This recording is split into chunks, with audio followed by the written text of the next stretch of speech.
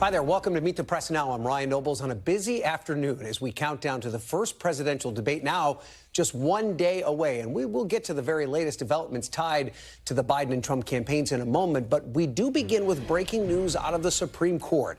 The court is acknowledging that it accidentally posted online a document in one of the most highly anticipated cases of the term on the legality of emergency abortions. According to the document that was obtained and then published by Bloomberg Law, the court appears poised to allow emergency abortions in Idaho despite the state's strict abortion ban. Now, to be clear, NBC News has not confirmed if this is a draft decision, an actual decision, or perhaps neither. But the 22-page document also doesn't appear to signal a sweeping court ruling on this matter either. At the heart of this case is whether Idaho's abortion ban trumps federal law requiring certain hospitals to provide patients with emergency treatments. If this document is a draft opinion, it suggests the court is only providing temporary relief to the plaintiffs while leaving fundamental legal questions unresolved. In what's notated as a concurring opinion in the document obtained by Bloomberg, Justice Ketanji Brown Jackson writes, to be clear, today's decision is not a victory for pregnant patients in Idaho. It is a delay.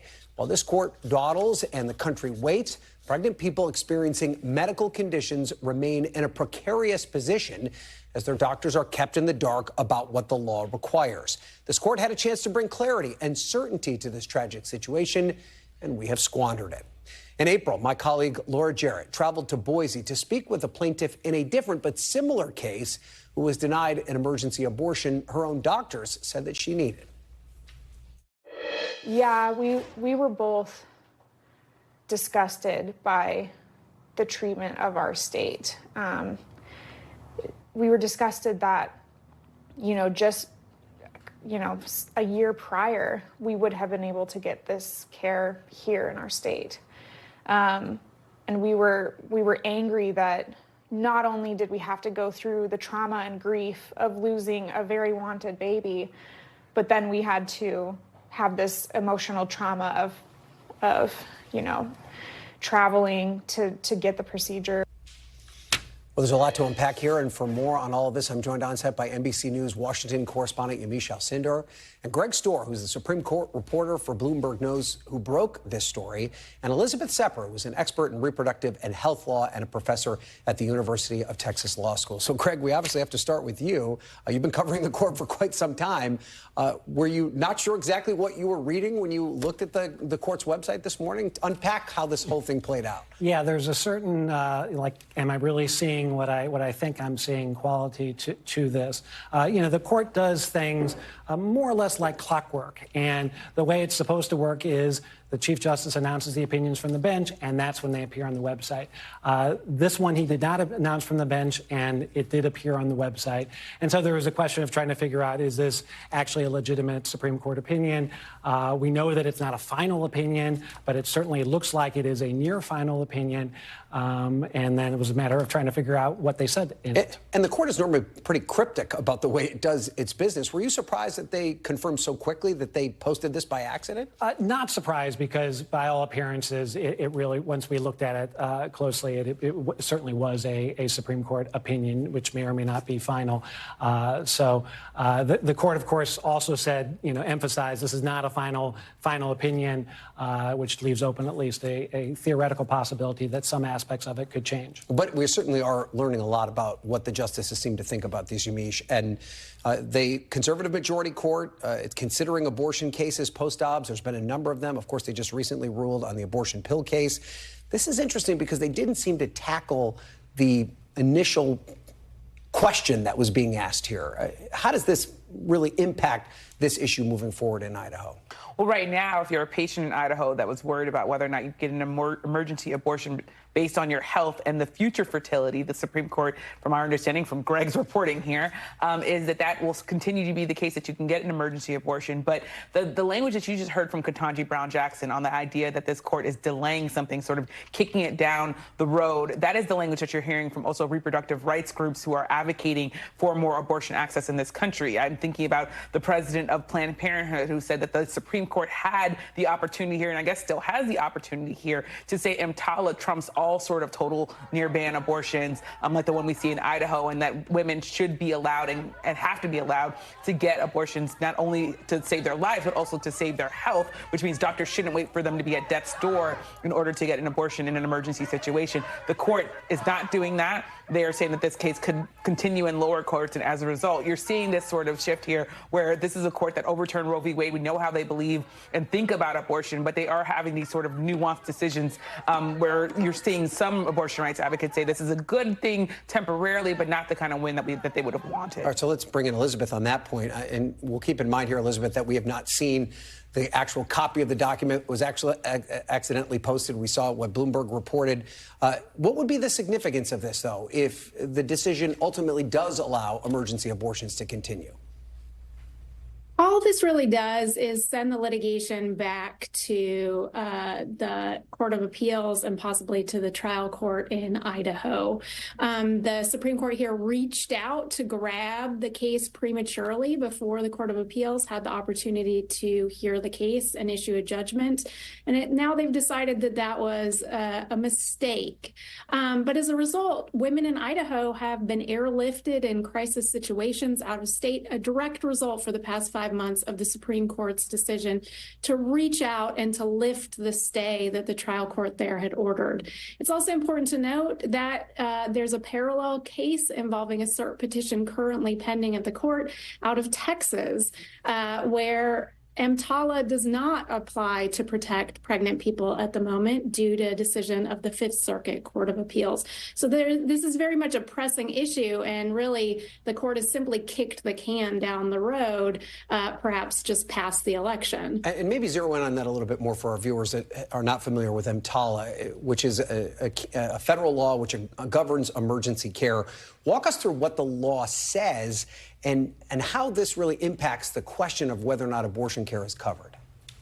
EMTALA is the Emergency Medical Treatment and Labor Act. It's a federal law that requires emergency care of all kinds in a narrow range of circumstances where someone has an emergency medical condition that puts their health in serious jeopardy, threatens their organ functioning, and the like. And in some narrow slice of crisis situations, pregnant people will find that their health is in serious jeopardy in ways that can only be resolved through an abortion. And in those scenarios, EMTALA has been understood by ER physicians around the country to require them to offer abortion care to their patients, and that the pregnant person gets to decide. But now that we have abortion bans in place, doctors are stuck between criminal bans on abortion that have even narrower exceptions and the demands of EMTALA that they provide some stabilizing abortion care in these crisis situations. And I want to play a bit of the arguments that went back and forth in this case. We have the audio recording of the oral arguments when it happened earlier this year. Take a listen. This particular patient, they had to deliver her baby. The baby died. She had a hysterectomy, and she can no longer have children. All right, you're telling me the doctor there couldn't have done the abortion earlier? Again, it goes back to whether a doctor can, in good faith medical judgment. That's a lot for the doctor to risk. It is very case by case. The example. That's the problem. I'm kind of shocked, actually, because I thought your own expert had said below that these kinds of cases were covered, and you're now saying they're not? No, I'm not saying that. That's just my point, Your Honor, is that. Well, you're hedging. I mean, Justice Sotomayor is asking you, would this be covered or not? And it was my understanding that the legislature's witnesses said that these would be covered. Yeah, and those doctors said if they were exercising their medical judgment, they could, in good faith, determine that life-saving care was necessary. And that's my point, is a subjective But some standard. doctors couldn't.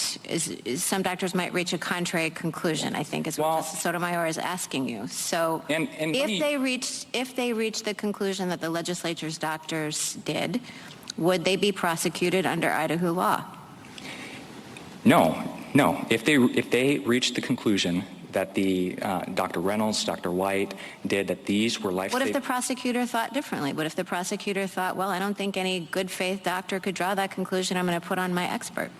And that, Your Honor, is the nature of prosecutorial discretion. Worth noting that as the conservative Justice Coney Barrett, who's pressing Idaho's attorney on that. Elizabeth, does this basically the same exact scenario play out, even though this decision may be in favor of the Biden administration?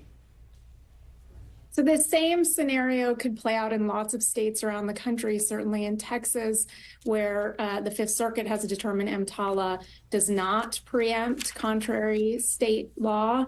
And so we will see that here. Now, given that litigation is ongoing in Idaho, what will probably happen is that, at least for now, we'll go back to the status quo before the Supreme Court intervened, and women in Idaho will have access to EMTALA required care, at least for the moment. All right, Greg, let's go back now to what this tells us about the Supreme Court. I mean, should we expect that this decision comes tomorrow? Is there any way for us to determine that, or is it still up in the air? There's really no way of knowing. We know we're going to get more opinions tomorrow. We'll get some more Friday. We'll get some more next week. It could come on any of those days. As I suggested, decent chance what happened was that one or more justices said, I want to think about something, revise something, and it may just depend on how long that takes. And who knows what the effect of this inadvertent posting of it will be. Maybe the justice will say, oh, I don't want to, change anything now because it will be clear, what happened. But there has been a lot of criticism that this court is dragging its feet, getting these major decisions out the door. I mean, I guess the skeptic here might say you're sitting on these and waiting to put them out. Is there any way we can draw that conclusion, or is that taking it too far? Well, I think one thing we're seeing when these opinions do come out, so like take the gun decision that came out last week, it was nominally 8-1, but you had 7 separate opinions. Every justice wanted to put his or her own spin on things. And that's really what we're seeing from this court right now, is that all these justices have a lot to say, and in most cases, they don't agree with everybody else. Yeah, and then, of course, 2 years ago, the Dobbs decision leaked. Completely different situation. This was an accidental posting. That was political, actually going and getting it from a source. But there are questions about the credibility of the court on a number of different aspects. Does something like this continue to raise those questions? I mean, I think we could all answer that question at this table, which is there are big questions about how this Supreme Court is functioning. You already have an electorate where you see the American people disagreeing vehemently on some of the decisions that the Supreme Court is making. Think about Roe v. Wade. The majority of Americans want to see some sort of access to abortion, and you had that decision leak, anger at least 50%, if not more, of the country, and then you then had the actual opinion come out. In this case, it seems like it just looks sloppy. It just seems like what is going on at the Supreme Court that we're getting now a second decision coming out before the actual official decision is coming out. So, I mean, think about 2 years ago, we were all sitting around tables saying, this never happens at the Supreme Court. We never know what the Supreme Court is doing. Now we're like, well, this is the second time, so maybe there will be a third. Who knows? I think the credibility issue here with the Supreme Court, and I should say with a number of other factors of our country, right? Science, journalism, politicians, everyone's credibility here is being questioned, but the Supreme Court certainly is not having a good day today. Yeah, the faith in our institutions certainly shaken across the board. Yamiche, excellent way to put it. Terrific conversation, everyone. I appreciate it. Greg, Elizabeth, and everyone, I appreciate you all for being here, but stick around, Yamiche, because we are going to have you back here in the next block because we've got a lot more reporting to share. Coming up, it's the countdown to debate night. We'll get the view from battleground voters in Georgia on what they're watching for with President Biden and former President Trump set to go toe-to-toe for the first time in this election just over 48 hours from now. You're watching Meet the Press Now.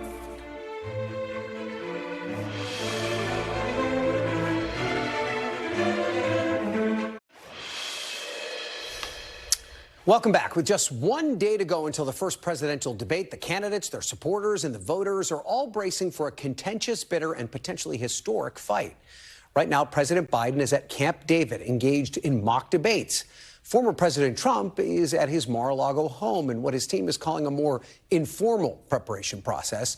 The audience for tomorrow night is shaping up to be huge. According to a new AP poll, nearly 40% of Americans say they plan on watching Biden and Trump face off live, at least in part. 40% say they plan on watching clips from the night, and 41% say they'll tune into news or social media for commentary about the debates and the candidates' performances.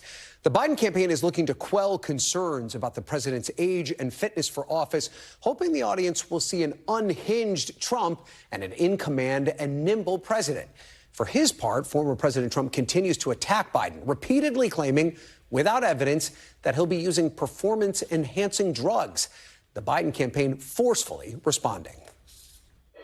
President Biden defeated Donald Trump twice in previous debates. This is what he does because he doesn't have anything else to run on. He doesn't have a plan. He doesn't have a record for fighting for the American people. He doesn't know why he's running except for to seek political retribution on his enemies. And so he has to resort to these types of tactics. But a big question facing the Biden campaign, will baiting Trump backfire? NBC chief political analyst Chuck Todd warns a contentious night could turn off viewers and voters of potentially for both sides. If each candidate chooses to try to bait his opponent and try to get him to expose his worst version of himself, the debate could devolve into an affair that turns off a lot of voters and even perhaps makes them a bit Robert F. Kennedy Jr. curious. Ahead of tomorrow's debate, we've got new insight from a group of independent voters in battleground Georgia, where tomorrow's debate will take place. It's part of the NBC News Deciders Focus Group series produced in collaboration with Engagious, Syracuse University and Sago. These voters, all of whom voted for Biden or Trump in 2020, now say they are likely to vote for a third party. Here's what they'll be watching for tomorrow night. By a show of fingers, who plans to watch the debate Thursday night between Trump and Biden? 4 of you do. David does not. Well, I'm a maybe. What do you expect to learn from watching? The competency level of Joe Biden. This is going to sound awful, but it might be slightly entertaining. I want to see how they do. I'm honestly going to watch it just to see two grown kids go head to head and insult each other. Because that's what they've always done. That's what Trump did last year, that he was insulting people left and right. I have better things to do. I'm not going to sit here and watch two old, senile, delusional men go back and forth with one another, throwing jabs at each other's parties. I can care less about what Biden and Trump has to say. Whether Trump's going to be over the top or Biden's going to melt, going to have a brain meltdown, I don't, not really interested in watching that. Would any of you say there's a modest chance that this debate might change your mind about whom you'll vote for? No. No. Hell no. Joining me on set, once again, NBC News Washington correspondent Yamiche Alcindor and NBC chief political analyst Chuck Todd. Yamiche, it's interesting. I was at a wedding over the weekend in my hometown of Buffalo, New York, and I was shocked at the number of double haters I encountered. That seems to be a growing segment of the population here. From this focus group that we looked at, these double haters, what's driving their dislike of both the candidates, and what is it about someone like RFK Jr. that is drawing them in? Well, I think when you talk to your family in Buffalo, when I talk to people in Florida, my family, I think the story of this election will likely be these double haters and a nation that really just is not looking forward to a rematch between these two men who already had their chance in the presidency. So what we heard from these people, from these voters in Georgia, these independent voters, are that they really are tired of both of these candidates. They don't want to see them. They think that all of their sort of issues and flaws make them just not the right person for this moment. And we heard over and over again that people were doing research and as a result found their way to RFK Jr. These aren't people that just sort of picked a name out of a hat. These voters in particular said, I actually know his policies. I've watched talks about him, and he is someone that I want to vote for instead of Trump or Biden. So take a listen to a little bit more of what they said about Trump and Biden. Let's go back to President Biden. What, if anything, do you dislike about him? He lost my trust with the Hunter Biden situation. I don't like the student loan forgiveness. That feels like he's just trying to buy votes. Let's go back to former President Trump. What, if anything, do you dislike about him? I think he's very selfish and egotistical. I would have to say that I lost a lot of respect for him over the January 6th scenario. And coming from Georgia and the way that he bullied people in our state for the outcome of the election. What's attractive to you about RFK Jr.? Something different. He just seems like he stands for change. Seen what Trump can do. We've seen what Biden can do. The idea of something new. Is it more of a vote for Kennedy because you like him? or if it's more of a protest vote against both Biden and Trump. Right. In my case, I would say it's proactive. Some things concern me, but in a lot of ways, I support what he claims to stand for. It's a combination of both. I feel like if there were other better candidates out there, then I probably wouldn't give him as much as attention as he's getting right now. So there you have it. We spent the night with these people who are just really, really not looking forward to this rematch. And I think in particular, it reminded me of the fact that over the last 2 elections, people felt like they were already feeling like they were picking the lesser of 2 evils when it comes to this group. And that's their language, meaning that maybe some of these people voted for Hillary Clinton because they just didn't like Donald Trump, but they didn't really like Hillary Clinton. And then in 2020, they went for Biden or they went for Trump because they didn't like the other person. And now they're fed up. They're like, I'm not doing this again. I want to pick the person that I'm actually excited about. So even if he doesn't have a chance to win, RFK Jr. is the person I'm going for. Wow. Well, Chuck, it's interesting to see how this is going to play out on the debate stage tomorrow night. And you've kind of warned the candidates in this column we read from earlier that coming out aggressively may not be the tactic that will resonate with voters. Why do you think? Well, look, I think because they're already predisposed not to like them. So if you're suddenly unlikable, in order to do right, the Biden folks would love to see unhinged Trump. Trump's folks would love to see sort of lost Biden. I don't know how you want to describe it, but it looks like he's not, in the moment. But in order to get that moment to happen, you've got to sort of poke or prod or bait them, and it could backfire. And I actually think that when you have, if you actually step back a minute here, anytime I've seen a lot of what I would call first debates end up being, oh, that was less contentious than I expected. The first debates, usually everybody's pretty aware that you're making a first impression. And while these guys have already made first, second, third, and fourth impressions, they're negative. They both have very high negatives. So the conventional political advice to both of them is, hey, you're going in with high negatives. You need to debunk the stereotype against you. Then, hey, take advantage if there's a moment. But I have a feeling that they're both going to be, and shoot, the Biden campaign insisted on creating an environment that almost cages in Trump, if you will. I think this could be a lighter touch affair than many people are speculating. So to that point, you suggested Biden shouldn't try and bait. I'm not saying, I think it's a desperate move early. So I think you have a second debate, that's when you, put it this way, when you need to shake up a race, you'll get aggressive at a debate. Both campaigns right now think they're on a path to victory. We're in this real unique moment where they're both feeling good. It's about a 10-day window right now. You've got Trump having fabulous fundraising numbers that's allowed him to have an organization that will be equal to Biden's. And Biden has seen, the convictions helped me with a point or two. Yeah. They both suddenly see realistic paths to victory. So when you do see it, you may back off. Right. I find it also interesting, too, that they seem to be almost have just as much to lose and just as much to gain, right? Is there one? I think they have more to lose. Yeah, both of them? I think they both have a lot more to lose here than gain because, you have a bad night. Where are you recovering this summer? Your conventions? Well, that's already kind of propaganda, right? That's pre-planned propaganda. It becomes a long, hot summer if you have so I think that this is why I expect, look, Trump could become Captain Chaos. This is what he does sometimes. But I think he's not feeling as aggrieved as he usually does.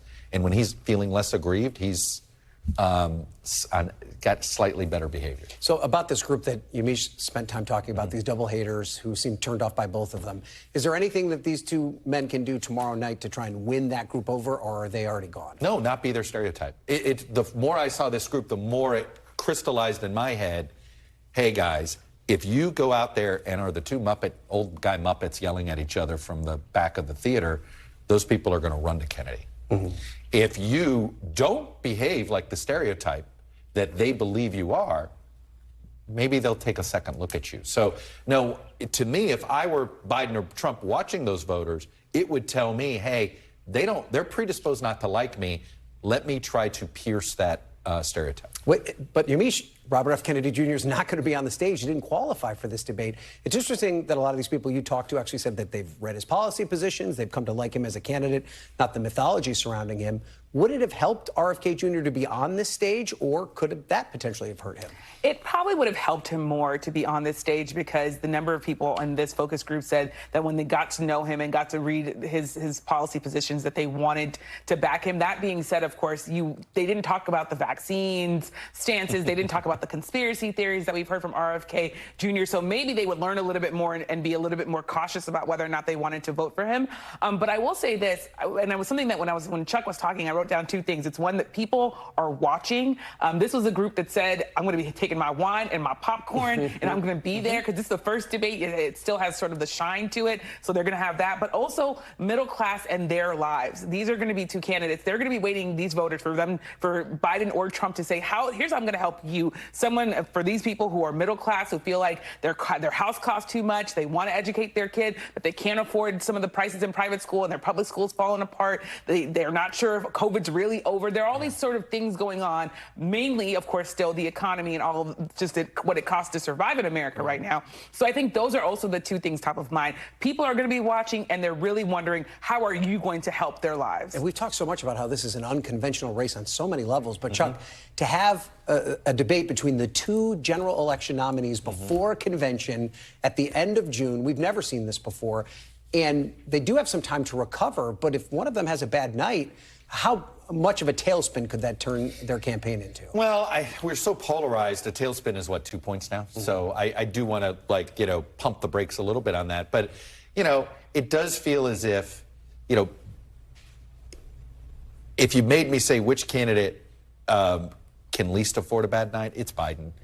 Because there's already a little bit of stuff in the water that, hey, this debate's taking place before the Democratic convention. Right. So, a catastrophic performance by him, that suddenly he's got to deal with that being in the water again. He has mostly put that away. A reasonable debate performance totally shuts that door completely. With Trump, he's taken over the party. And I do think this is another thing that we haven't fully... This is the strongest operationally Trump's ever been inside the Republican Party. At this same point in time 4 years ago, he was already down 5 to 6 points in the general election polls. He was struggling with COVID. 8 years ago, he couldn't even... Ted Cruz was trying to get a second ballot at the Republican convention, right? So he is in as strong of a position as he's been in. So he could probably withstand a bad night easier than Biden can. Okay. Well, excellent conversation, guys. I appreciate it. We'll see how it all plays out tomorrow night. Yamiche and Chuck, thanks for being here. Of course, we've got special coverage of tomorrow night's presidential debate. It's hosted by CNN. Starting at 7 p.m. Eastern, you can watch it right here on NBC News Now. We'll, of course, have live analysis and news-making interviews before and after the debate, so don't miss it. But up next, what Democrats are most concerned about heading into the debate and into November. The Democratic governor of Colorado will join me here on set to weigh in on those issues and much more. You're watching Meet the Press Now.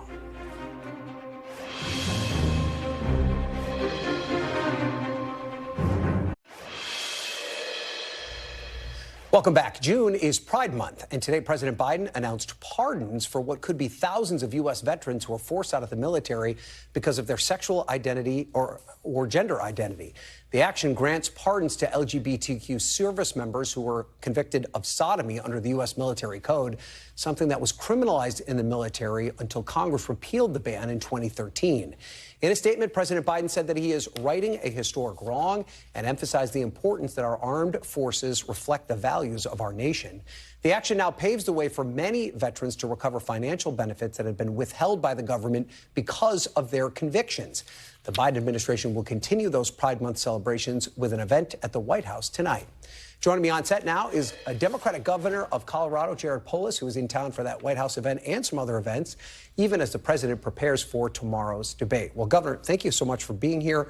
Obviously, this is a high-stakes situation for President Biden tomorrow night. There have been polls that show him losing ground, particularly with some key Democratic constituencies that were part of the coalition that brought him to victory 4 years ago. What do you think President Biden should focus on tomorrow night? I always think, every election is about the future. And I know if the president lays out an exciting plan for how America will be better, how costs can come down and people can get ahead, if he has the opportunity to serve another 4 years, he'll be able to win over some of those voters. So I think it's important, really for both candidates, not to get tied into these fights of the past, but instead just to really articulate what's exciting and what the average American can benefit if they have the opportunity to serve. So former President Trump has spent a lot of time trying to paint this characterization of President Biden as being too old, not up for the job, not prepared to take on another 4 years. You have unique insight as a governor, as someone who's spent time with him, particularly a Democratic governor. How would you dispel those concerns that Americans have about President Biden's age? Well, Donald Trump really just can't be the messenger on that because he's as old as Biden. So, I mean, it's one guy saying the other guy's too old and he's just as old. So and I think anybody would say Biden's in better shape, that's for sure. But no, I've worked closely with President Biden. He's doing an amazing job so far. We've worked closely on the Recovery Act. When we had our fires in Colorado, he was out there a couple days later meeting with families and around the table showing the empathy as well as making sure that the disaster recovery was ready to go. And I know that that's a side of him that the American people need to see. And so poll after poll does show a very tight race, even showing President Trump having a bit of an edge. Are your Democratic friends concerned at all about the state of the race right now? And what do you think the Biden campaign needs to do to try and take the edge over former President Trump here? Well, of course, we should be concerned every election, every moment. And this one is going to be a nail-biter, just as the last one was. It's going to be very close. It's going to be decided by a small number of votes, people that either haven't made up their mind or people that are, whether they vote or not, will help drive it. And I think the best thing that President Biden can do is just excite people about what another term will provide for the American people, his plans to reduce costs and keep America safe. And you did share some advice for the president on X ahead of tomorrow's debate. You said that he should ignore Trump's antics, I should say. There's a lot of people, though, that aren't actually going to watch the debate in totality. They're just going to see these clips that pour out on social media. How does President Biden risk, being characterized in a way that may not be reflected in the debate by what comes after the fact? Well, you really can't be drawn in by those antics. They can distract the president or anybody from what you need to accomplish. I think that's, in many ways, President Trump's modus operandi. He wants to throw people off balance. He's going to say whatever nutty thing he says. I think what's important is President Biden articulate a positive vision for the future of our country and how he can make life better for everyday Americans if he has the chance to serve again. Well, let's talk a little bit about how everyday Americans feel about the state of the economy, the state of the country. What are your constituents telling you about the economy, about inflation, about these everyday kitchen table issues that they're struggling with? Is there a sense that things are getting better, or is there still a lot of anxiety? Well, the word economy is a strange one, right? Because, sure, unemployment's low, stock market's up. But what do people feel? It's not that they don't have jobs. It's that costs have gone up faster than wages. And so people see that in their groceries. They see that in their gas. And they really want leaders at all levels, whether it's local, state, or federal, to really speak to that pain point and provide real solutions. There's a lot that President Biden has done and will do to help reduce costs for everyday families. And that's a real big focus of ours in Colorado. Are you worried, though, that there's a disconnect between what he's been able to accomplish and what voters perceive he's been able to accomplish? Well, again, every election is about the future. Certainly what he's accomplished to date lends credibility to what he says he wants to accomplish in the future. But I think it's important to articulate a vision for the future. For instance, in Colorado, we're now in our second year of free preschool and kindergarten for every child. That was originally part of President Biden's Build Back Better. It was lost through the process. I think he should double down on that and say, if I'm elected, we'll be able to save families money on child care. Your kid will be able to go to preschool free in any state of the nation instead of the only 9 states that have it today. Yeah. And one of the things that you've been working on with other governors, including Gavin Newsom in California, is facing the housing crisis in your state. Talk to me a little bit about what Colorado's doing to combat this problem. That's another way we need to reduce costs. Single biggest cost people have is housing, whether it's rent or mortgage. We need to remove artificial barriers to housing, get rid of bureaucracy and paperwork, make it easier to build, especially the most affordable kinds of units. In Colorado now, you can build an accessory dwelling unit that's like a mother-in-law flat on your property by right without going through City Hall or being tied up in paperwork. The zoning allows for more multifamily in many areas of our state. We simply have to get the government out of preventing housing from being built and allow the market to create a greater supply. So you're term limited, right? So you can't run for re-election. What are your plans for the future? If President Biden were to win re-election, would you be up for a position in his cabinet or something along those Well, lines? I have 2.5 more years as governor. I can't think of any job better than that. So that would be a no to moving back to Washington, whereas, you know, I did get to spend 10 years as a member of Congress and certainly enjoyed that time I spent here. And then finally, obviously, there's a lot of intrigue around who the former president's going to pick as his running mate. The Veep stakes is hot and heavy right now. Is there a particular candidate that you think would help or hurt the former president, and how do you think Democrats should run against? I mean, these are the three front runners that we're showing now: Governor Burgum, who I'm sure you know as a governor, and J.D. Vance and Marco Rubio. How do you think Democrats should approach the Veep stakes? Well, certainly Donald Trump has not confided in me, who is planning to choose. But I think the big focus is always on the number one, right? Certainly it's about the presidential candidate. Whoever he picks is going to have to conform their agenda to his agenda. And I think there's plenty of ways to blow holes in that, whether it's the economist projections that show how his agenda with tariffs would increase inflation and costs for American consumers. No matter what the history of these different candidates in supporting different policies are, they're going to get on board if they're selected to be his vice president. All right. Well, there's going to be a lot to talk about over the next couple of months. Governor, I'm disappointed you don't want to move back to Washington anytime soon, but maybe we'll see you back here in the near future. Thank you so much for being here. We appreciate it. A pleasure. All right. And after the break, the fallout from last night's bruising loss for House Progressive Jamaal Bowman, what the results mean for Congress, the Democratic Party, and the politics of the Middle East. That's next. You're watching Meet the Press Now.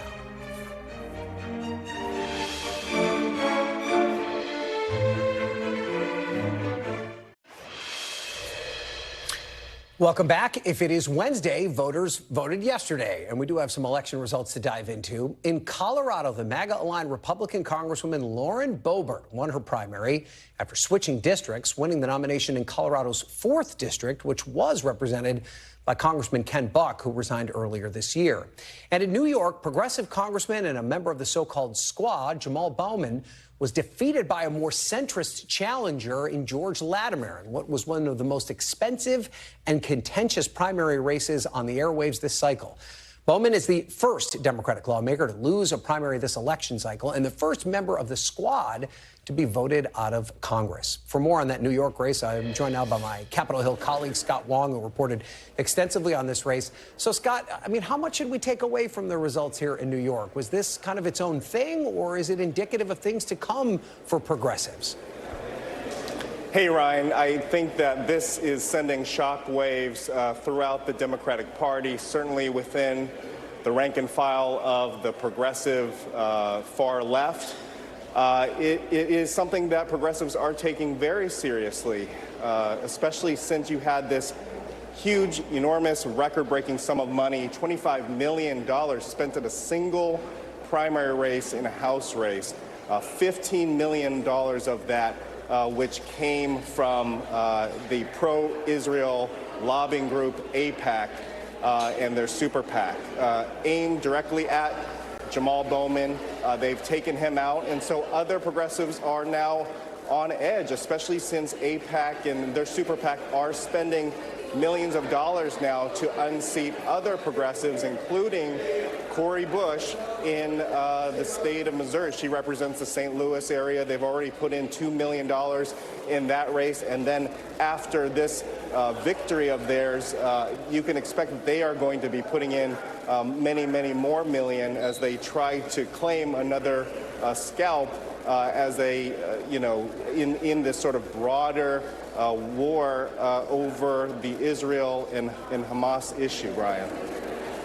But Bowman was kind of a flawed candidate, wasn't he? He had some issues. He had the whole fire alarm debacle, and also the district wasn't nearly as progressive as it once was. Is that somewhat of an outlier than maybe some of the other challenges that some of these squad members are being forced to face? I think you could argue that. Certainly, Bowman had his challenges with that fire alarm issue. He pulled the fire alarm in the Capitol, as you remember, generated a lot of bad headlines. He eventually had to plead guilty and was censured on the House floor by his colleagues. When I was up in the district just north of Manhattan earlier this month, it was an issue that came up repeatedly among voters who were asking Bowman directly about that and asking him to explain what had happened. And so that was certainly on the minds of voters. I think a lot of those voters wanted to see somebody that could deliver for them, somebody that was focused on committee work here in the Capitol, somebody that was not necessarily, focused on social media and generating headlines. It seemed like Jamaal Bowman was generating headlines almost on a weekly basis up here, Ryan. You could say that again. Scott Wong, thank you so much. We appreciate it. Still to come, the Trump sweepstakes could soon come to an end as the former president's re-election campaign considers making its announcement. The panel's next. You're watching Meet the Press Now.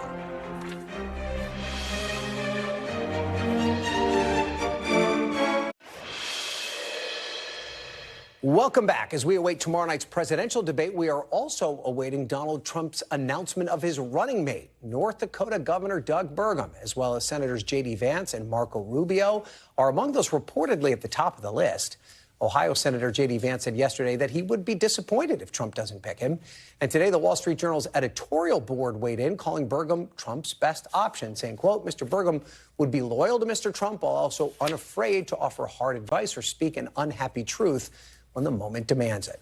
I'm joined now by my panel, Washington Post congressional reporter Mariana Sotomayor, Boston Globe columnist and NBC News political analyst Kimberly Atkins-Dorr, and Republican strategists, and we're lucky enough, a former Burgum presidential campaign spokesman, Lance Trover. So, Lance, we obviously have to start with you because your guy is on the short list. So explain to me, your thought process behind this Wall Street Journal editorial and why that would be a good thing that Burgum would be unafraid to tell Donald Trump the hard truths if he were his vice president. Well, I was going to start off by saying I have a big announcement to make. Wow, Lance, should have led with that. No, look, if Doug Burgum is on the VP shortlist, as many people have reported that he is, I mean, it's completely understandable. I worked with the guy, spent a lot of time with him in an airplane and in a car.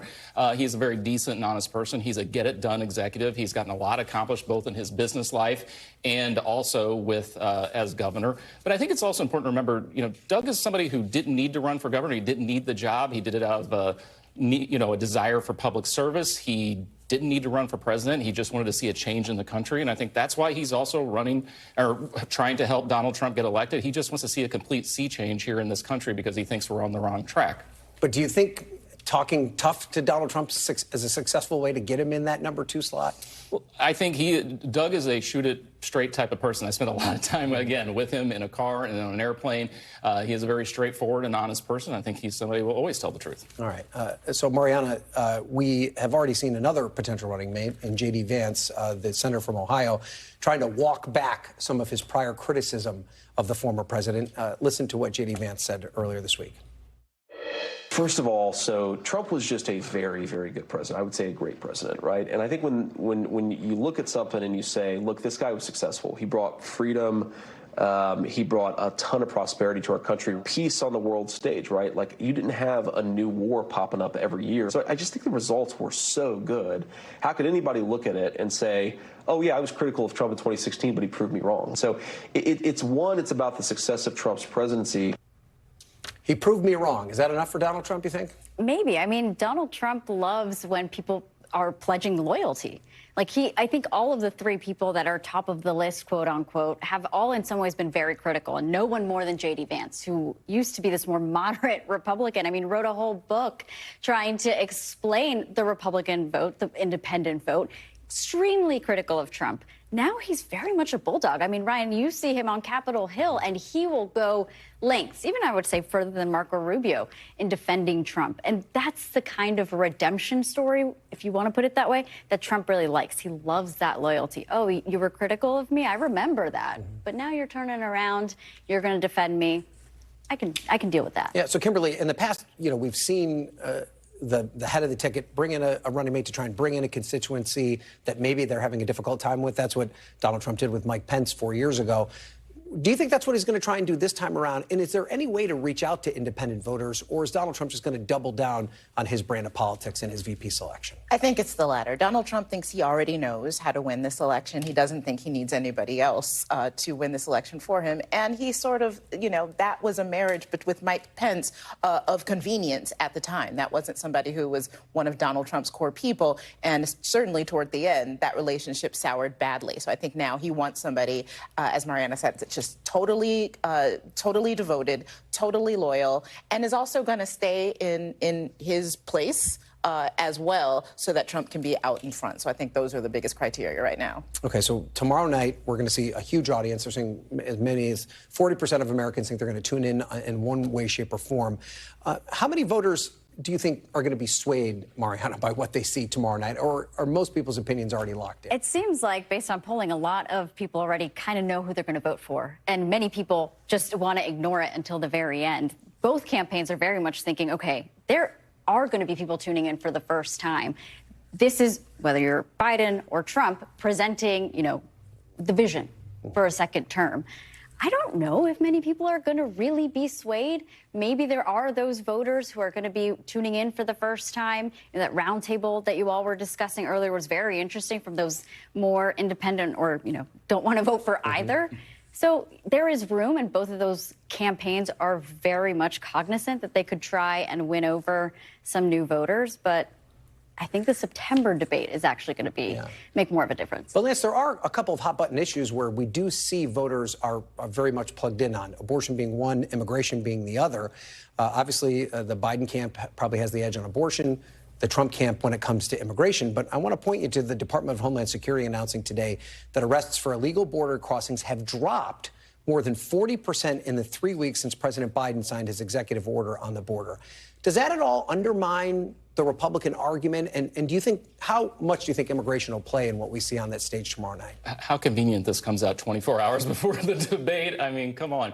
Those are cherry-picked numbers that we don't actually get the full report until July. And Joe Biden is like the arsonist calling the fire department on this issue of immigration. I mean, we just need to go back a little bit.